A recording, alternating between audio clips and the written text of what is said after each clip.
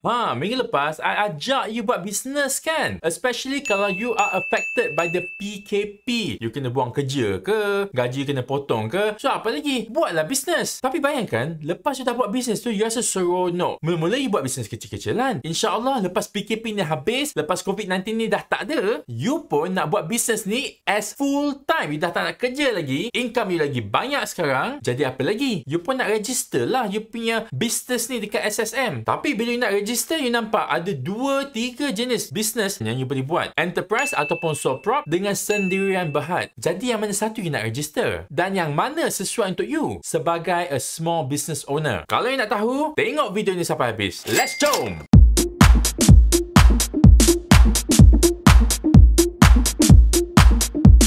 Selain enterprise dan sendirian berhad, sebenarnya ada satu lagi level iaitu syarikat berhad. Kalau you nak tahu, kita boleh jadi pemilik syarikat-syarikat berhad ni dengan melabur di Bursa Malaysia. Kalau nak tahu macam mana, boleh daftar di sahampercuma.com, kelas percuma yang dianjurkan oleh Tuan Mahir Alias. Dia adalah seorang remiser yang sah dan berlesen di Malaysia.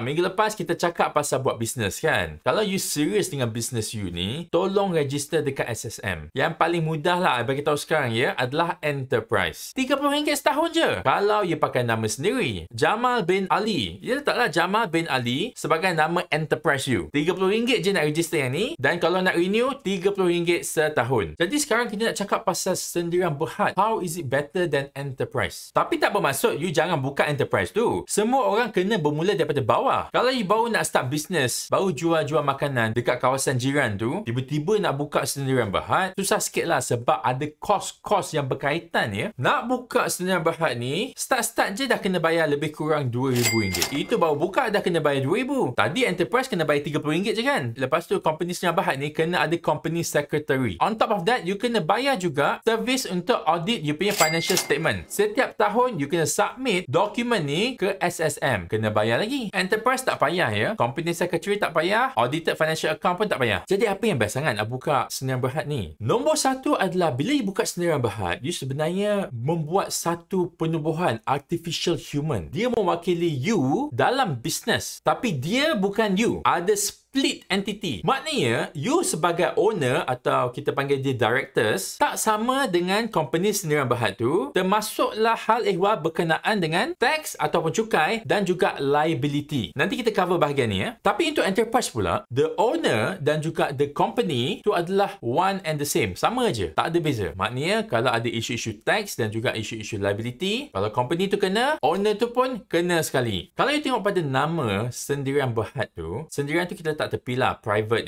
Maknanya tak banyak sangat orang lah dalam this company pun. Private, yang penting tu adalah perkataan berhad tu. Maknanya dia punya liability tu terhad. Contohnya, kalau company ni berhutang dan ada creditor, pemiutang tu nak kejar company ni, dia boleh kejar sampai company tu sajalah. Dia tak boleh kejar director, dia tak boleh kejar owner. Tapi ada exception. Kadang-kadang sendirian berhad ni nak dapatkan pinjaman, bank boleh kasih dekat sendirian berhad tu. Tapi bank akan perlukan owner tu personally guarantee pinjaman tu. Maknanya kalau company ni tak boleh bayar balik hutang, since owner dah guarantee that hutang, bank bolehlah kejar owner. Kalau kita tengok contoh enterprise pula, enterprise ni liability dia unlimited tau. Kalau company enterprise tu kena saman 1 juta dan plaintiff tu menang kes saman, enterprise owner ni kena bayar out of pocket personal pocket dia. Contohnya buka kedai makanan, restoran, masak-masak, lepas tu ada food poisoning. Orang yang makan tu pergi saman owner. Kalau enterprise, owner tu punya liability is unlimited. Dia boleh kena saman sampai dia bankrupt. Personally, dia jadi bankrupt. Tapi kalau sendirian berhad, saman tu cuma boleh membankruptkan sendirian berhad tu sahaja. Owner atau director sendirian berhad tu tak akan kena. Limited liability. Kalau bukan sendirian berhad pun, ada benefit dari segi tax ataupun pencukaian. Tapi before I proceed I nak bagi tahu, I ni bukan tax agent. Ini cuma sekadar sharing sahaja. Kalau you nak tahu lebih lanjut, you kena tanya orang yang lebih pakar. Tapi senang cakap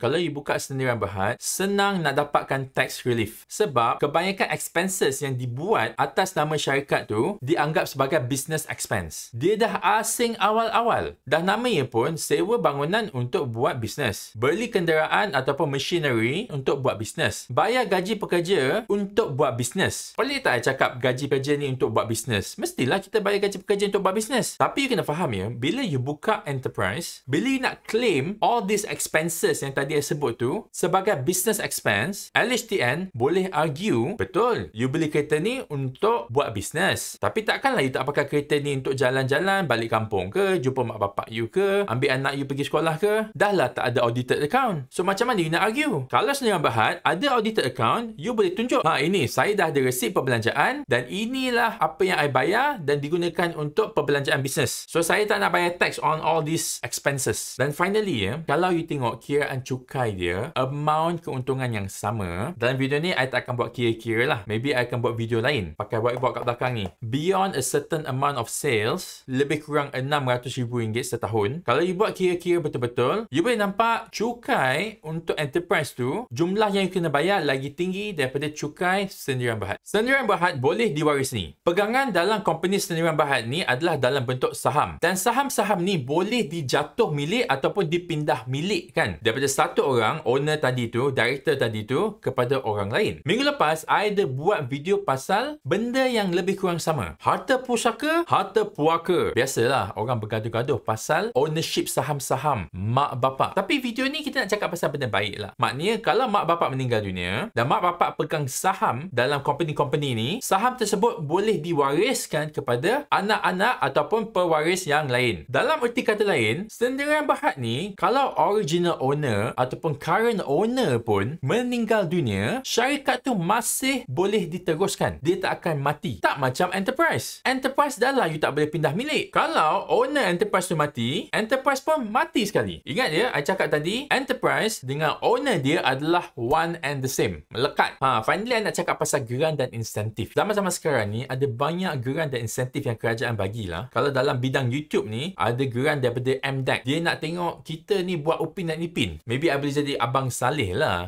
Tarik 3. Tapi memang ada banyak insentif ya. Geran-geran semua ni kebanyakannya hanya diberikan kepada company Sendirian Berhad sahaja. Yelah, kalau kerajaan nak bagi duit, dia tak naklah bagi dekat individu-individu yang entah, takkanlah you dah buat bisnes berpuluh-puluh tahun masih pakai enterprise lagi. Bila you nak expand, dia nak tengok bila you ambil geran tu, you boleh pakai untuk expand you punya company. Maknanya you ada matlamat, you ada ambition, you nak jadi besar. Not to mention credibility. Sendirian Berhad ni ada audited account. So in terms of finance tu, adalah orang yang memahati. Enterprise tak ada. You bagi duit dekat dia, kalau hilang, hilang lah. Bukan nak kata Sendirian Berhad ni tak pernah ada kes-kes songlam. Ada. Tapi they are two different things. Kalau kerajaan nak bagi duit, dia akan bagi dekat Sendirian Berhad. Selalunya lah.